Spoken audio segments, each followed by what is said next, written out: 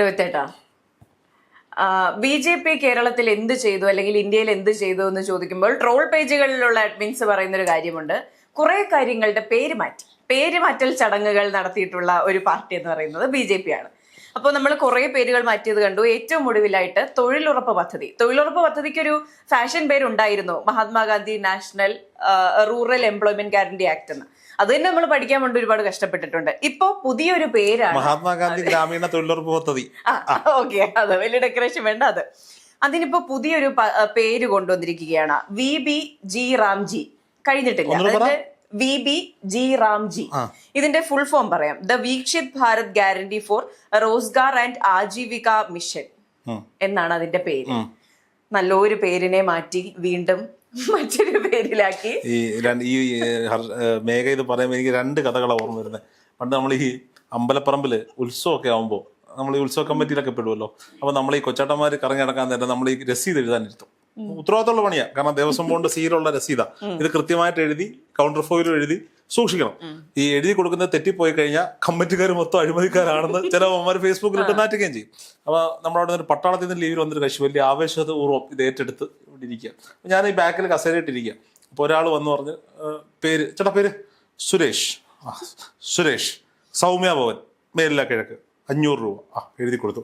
ഒന്നും കൂടെ ഉണ്ട്, അപ്പുറത്തെ വീട്ടിലെ പിരിവ, ഉത്സവം വരിക. ഇത് കൊടുത്തില്ലെങ്കിൽ മറ്റേ നോട്ടീസിൽ അടിച്ചു വരുന്നില്ല, ആക്ഷേപം വരുന്നുള്ളതുകൊണ്ട് എല്ലാവരും ഇങ്ങനെയൊക്കെ കൊടുത്തു വിടും. അടുത്ത പേര് ഋഷികുമാർ. അപ്പൊ ഇവ കേരളത്തിൽ നിന്ന് പോയിട്ട് കുറെ കാലമായില്ലേ, പട്ടാളത്തിലൊക്കെയാ, മലയാളം എഴുത്ത് കുറവാ. ഋഷി എങ്ങനെ എഴുതുന്നതെന്ന് പുള്ളിക്കാറിയില്ല. പുള്ളി അവിടുന്ന് ഇങ്ങനെ ചുറ്റും നോക്കി, ഞാനൊരു പുറകിരുന്ന് കണ്ട് ചിരിച്ചോണ്ടിരിക്കുകയാണ്. അപ്പൊ യുവകനോട് ഇതൊന്ന് എഴുതോ, ഞാൻ പറഞ്ഞത് ഇംഗ്ലീഷിലങ്ങ് എഴുതിയാൽ മതി, കുഴപ്പമില്ലല്ലോ എന്ന് പറഞ്ഞ് അതങ്ങനെ എഴുതി വിട്ടു. ഞാൻ ഈ കഥ പറഞ്ഞതിന്റെ കാര്യം, ഇനി ഇതിന്റെ പേരെന്തുവാന്നാ പറഞ്ഞ ഒന്നുകൂടെ പറഞ്ഞ്, VBG റാംജി. ഇത്ര മനോഹരമായ ഒരു പേരായിരുന്നു മഹാത്മാഗാന്ധി ഗ്രാമീണ തൊഴിലുറപ്പ് പദ്ധതി. ഇനി നമ്മുടെ നാട്ടിലെ ചേച്ചിമാരും ചേട്ടന്മാരും വിദ്യാഭ്യാസമുള്ളവരൊക്കെ കളിയാക്കുമെന്ന് വിചാരിക്കുന്നത്, അവരെങ്ങനെ ഈ VBGB ഇതൊക്കെ എഴുതി വെക്കും എന്നുള്ളൊരു സംശയം ബാക്കിയുണ്ട്. ഇനി എന്നെ മനസ്സിലാക്കി വരുന്ന രണ്ടാമത്തെ കഥ എന്ന് പറയുന്നത് ഞങ്ങളുടെ നാട്ടിന്റെ അയലോക്കത്ത്, അതായത് നമ്മുടെ കുന്നിക്കോട് എന്ന് പറഞ്ഞൊരു സ്ഥലമുണ്ട്. കുന്നിക്കോട് എന്ന് പറഞ്ഞാൽ നമ്മുടെ ഓഫീസിലുള്ള ഫഹദിന്റെ ഒക്കെ സ്ഥലമാണ്.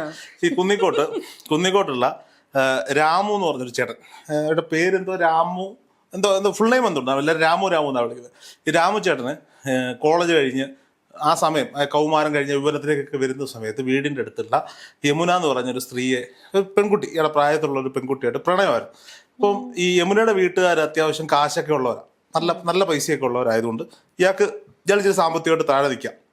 അയാൾ പൈസ ഉണ്ടാക്കാൻ വേണ്ടി കഷ്ടപ്പെട്ട് ഗൾഫിൽ പോയി കുറച്ച് കാലമൊക്കെ നിന്ന് നല്ല പൈസയൊക്കെ ആയിട്ട് അവിടെ എന്തൊക്കെയോ പരിപാടിയൊക്കെ ഒപ്പിച്ച് പൈസയൊക്കെ ആയിട്ട് തിരിച്ചു വന്നപ്പോൾ, ഈ പഴയ കഥയാണ് കേട്ടോ, കേട്ടുകേൾവിയുള്ള കഥ, അന്ന് മറ്റേ ഇന്റർനെറ്റോ ഒന്നുമില്ല, മറ്റേ ഫോണൊക്കെ ഉള്ള കഥ, വാമൊഴി കഥയാ.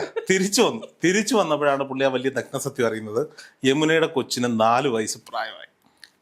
ഇയാൾ പോയ പറയുന്നത് യമുനെ കെട്ടിച്ചു വിട്ടു. യമുന കല്യാണത്തിന് സമ്മതിച്ചു പോയി. ഒരു കൊച്ചായ ഉടനെ യമുനയുടെ ഭർത്താവ് മരണപ്പെട്ടു പോയി. അപ്പോൾ ഇയാള് ഭയങ്കര പൈസയൊക്കെ ആയിട്ടാണ് വന്നേക്കുന്നത്. ഇയാളുടെ മനസ്സിൽ പഴയ പ്രണയമുണ്ട്, പ്രായമായി, ഇനി വേറെ കല്യാണം ഒന്നും നടക്കത്തൊന്നുമില്ല. അപ്പൊ ഇയാൾ പഴയ പ്രണയം ഓർത്തിട്ട് ഇങ്ങനെ നാട്ടുകാരൊക്കെ ഇങ്ങനെ കൂടി ആലോചിച്ചിട്ട് ഈ കല്യാണം നടത്താം. അപ്പൊ ഇയൊക്കെ ഭയങ്കര നിലവിലേക്ക് ഇയാൾ ടേപ്പ് റെക്കോർഡറൊക്കെ ആയിട്ട് വന്ന ആളാ, മറ്റേ തിളങ്ങുന്ന ഉടുപ്പും സ്പ്രേയും ഒക്കെ ഉണ്ട്. അങ്ങനെ പുള്ളിക്ക് പക്ഷെ ഒരു പ്രശ്നം, ഒരു കൊച്ചുള്ള അമ്മയെ എങ്ങനെ കിട്ടും? അപ്പം ഇയാള് ഇതങ്ങ് ഭയങ്കര പ്രശ്നമായി. ഇയാൾക്ക് ടെൻഷൻ, അവളെ കിട്ടിയേ വേണം. ഭർത്താവ് മരിച്ചുപോയി. 5 വർഷം കഴിഞ്ഞപ്പോൾ രാമുവിനെ കെട്ടാൻ യമുന ഓക്കെയാണ്. പക്ഷെ യമുനയുടെ കൊച്ചാണ് പ്രശ്നം.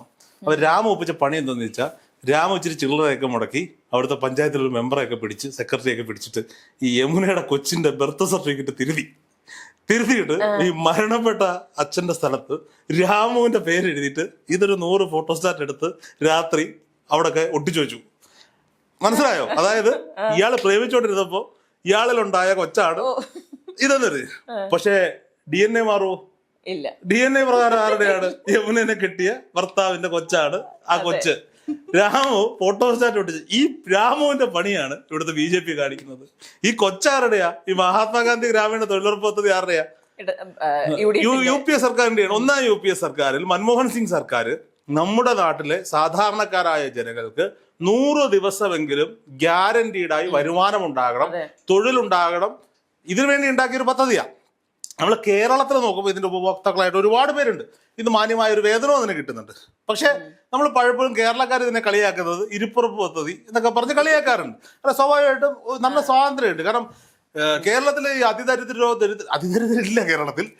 അപ്പൊ ദരിദ്രരോ അല്ലെ അങ്ങനെയുള്ളവർ മാത്രമൊന്നുമല്ല ഈ പണിക്ക് പോകുന്നത്. എല്ലാ ടൈപ്പ് ഓഫ് ആളുകൾ പൈസയുള്ള വീട്ടിൽ ടൈം പാസ് ആയിട്ട് ഒരു രസമാണിത്. വീടിന് പുറത്തിറങ്ങാൻ സ്ത്രീകൾ ഇഷ്ടപ്പെടുന്ന ഒരു ജോലിയാണ്. അതെ, സ്വാഭാവികമായിട്ടും. സാമ്പത്തികമുള്ള വീട്ടിലെ ആൾക്കാർ ഇപ്പൊ എന്റെ വീട്ടിൽ തന്നെ ഞാൻ അങ്ങനെ പറയുന്നത്, എന്റെ വീട്ടിൽ തന്നെ അമ്മ പലപ്പോഴും ഞാൻ ഇവിടെ ബോറടിച്ച് തൊഴിലുറപ്പിന് പോയാലോ എന്ന് ചോദിക്കാറുണ്ട്. അമ്മ ഒരു ദിവസം തൊഴിലുറപ്പിന് പോയാൽ ആശുപത്രിയിൽ ഒരു 10,000 രൂപ ബില്ല് കൊടുക്കേണ്ടെന്നുള്ളത് കൊണ്ട് ഞങ്ങൾ സമ്മതിക്കാറുമില്ല. അപ്പോൾ സ്വാഭാവികമായിട്ടും ഈ തൊഴിൽ കാർഡ് എടുത്തിട്ട് ജോലിക്ക് പോകുന്ന ഒരുപാട് പേരുണ്ട്. ഇവര് രാവിലെ ഒരു 9 മണിയൊക്കെ ആകുമ്പോഴത്തേക്ക് ഇച്ചിരി ചായയൊക്കെ കുടിച്ചിട്ട് ഒരു തൂമ്പയൊക്കെ എടുത്തുകൊണ്ട് വരുന്നു. വന്നു കഴിഞ്ഞാൽ ആദ്യം ഇവരുടെ ഒരു കാര്യം പറച്ചിലും കമ്മിറ്റി കൂടുതലുണ്ട്. അത് കഴിഞ്ഞാൽ ഒരു 10 മണിക്ക് പണി തുടങ്ങി ഒരു 11 മണിയാകുമ്പോൾ ചായ കുടിക്കാൻ അവസാനിപ്പിക്കും. പിന്നെ ഒരു 12:30 തുടങ്ങി 12:45 ചോറുണ്ടാൻ അവസാനിപ്പിക്കും. അങ്ങനെ അങ്ങനെ അങ്ങനെ ഞാൻ കളിയാക്കുന്നതല്ല കേട്ടോ, അതൊരു രസകരമായി പോകുന്നതാണ്. അപ്പോൾ സ്വാഭാവികമായിട്ടും ഇത് പ്രയോജനപ്പെടുന്ന എവിടെയാണ്? തമിഴ്നാട്ടിലും നോർത്ത് ഇന്ത്യയിലും ഒക്കെയുള്ള സംസ്ഥാനങ്ങളിൽ, ദക്ഷിണേന്ത്യയിലെ തന്നെ മറ്റ് സംസ്ഥാനങ്ങളിലും നോർത്ത് ഇന്ത്യൻ സംസ്ഥാനങ്ങളിലുമൊക്കെ തൊഴിലില്ലായ്മ വളരെ വലിയ രൂക്ഷമായി പോകുന്ന ഒരു സാഹചര്യമുണ്ട്.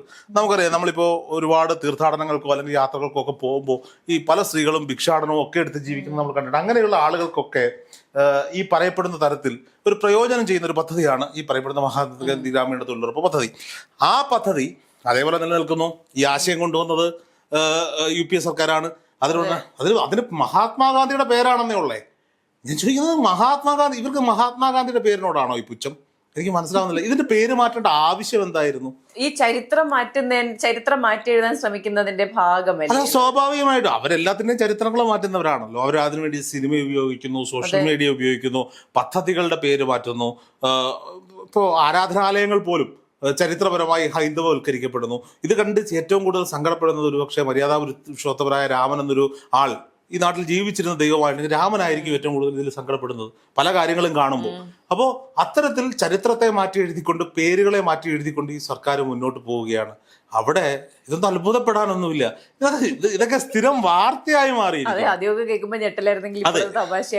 അപ്പൊ ഈ വിഷയത്തിൽ സംസാരിക്കാനാണെങ്കിൽ ഒരുപാടുണ്ട്, പക്ഷെ ആര് കേൾക്കാൻ, ആരോട് പറയാൻ? അതുകൊണ്ട് ഈ വിഷയത്തിൽ ഏറ്റവും നല്ലത് രാമുവിന്റെ കഥയാണെന്ന് തോന്നിയതുകൊണ്ടാണ് ഞാൻ രാമുവിന്റെ കഥ പറഞ്ഞു തന്നത്. കഥ എല്ലാവർക്കും വ്യക്തമായി എന്ന് വിചാരിക്കുന്നു. എന്തായാലും ഇനി മുതൽ മഹാത്മാഗാന്ധി ഗ്രാമീണ തൊഴിലുറപ്പ് പദ്ധതിയില്ല, പകരമുള്ള പേര് വേഗം പറഞ്ഞു തരും. പറഞ്ഞു കൊടുക്കും, BBG പദ്ധതി. അതെ.